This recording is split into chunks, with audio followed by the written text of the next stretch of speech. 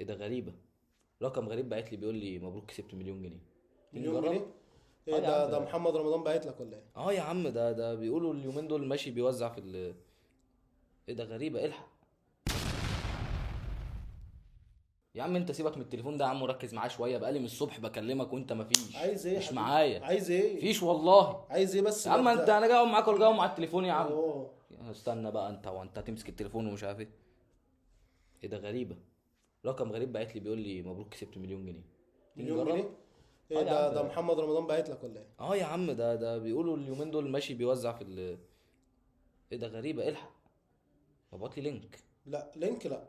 ليه بس؟ لينك ده اكيد مليون في المية في حاجة غلط. يا عم حاجة غلط ايه بس هيعمل ايه يعني هيسرق باللينك؟ يا عم الداتا بتاعتك، هيعمل اي حاجة، هيخش عندك على التليفون، فاكيد ده حاجة متفيرسة يعني. يا جدع يعني مش مليون جنيه؟ لا مفيش الكلام ده. ده اكيد انت كده بص الدنيا هتبوظ معاك. خسارة. لا لا لا لا، ما تخش ما تخش. خلاص يا عم. يلا يا عم اقفل البتاع ده، امسحه بقى خالص ماشي.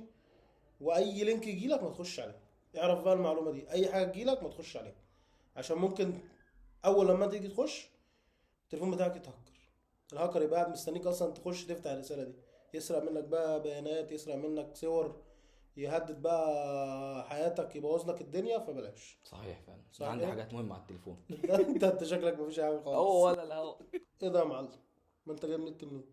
ده يا عم راجل كده اهبل، عارف انت اللي هو الناس الغريبة دي، فاتح الواي فاي بتاعه كده قلت سايبه اسلي. كده، سايبه كده مفتوح اه يا عم وقشطة لله يعني. وللوطن استنى بس احول للواد ده فلوس كده وجاي لك تاني. لمين ده؟ اوعى واحد دلوقتي اوعى محمد. اوعى، بص بص بص، انا عايز اقول لك على حاجة. طول ما انت فاتح واي فاي وانت مش عارف الواي فاي ده بتاع مين، ممكن يكون برضو حاجة الناس تخترقك منها. ازاي يعني؟ انت اهم حاجة ايه؟ الفلوس اللي انت هتحولها دي او اي حساب بنك هتفتحه اه. ما يبقاش من خلال الواي فاي بتاع حد انت ما تعرفوش. ليه؟ عشان البيانات بتاعتك بتتبعت امم. من خلال الواي فاي ده. فممكن يبقى فيه برضو طول ما هو مفتوح يبقى فيه هاك قاعد مستني او هاكر قاعد مستني ان ايه، ان انت تبعت اي بيانات بتاعتك، فالبيانات دي تتسرق منك، وبرضو نفس الموضوع يحصل ايه، اختراق لحسابك البنكي او الحسابات البنكية بتاعتك.